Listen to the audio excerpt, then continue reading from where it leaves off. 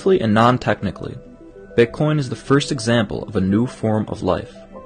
It lives and breathes on the internet. It lives because it can pay people to keep it alive.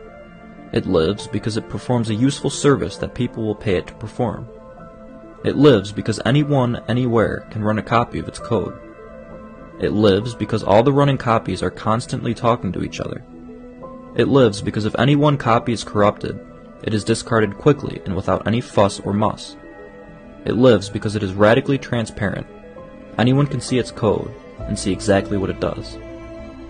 It can't be changed. It can't be argued with. It can't be tampered with.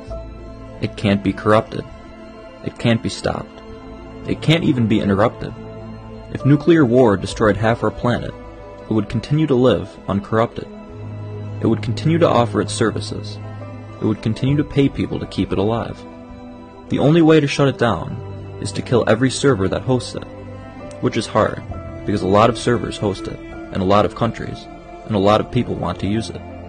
Realistically, the only way to kill it is to make the service it offers so useless and obsolete that no one wants to use it. So obsolete that no one wants to pay for it. No one wants to host it. Then it will have no money to pay anyone. Then it will starve to death.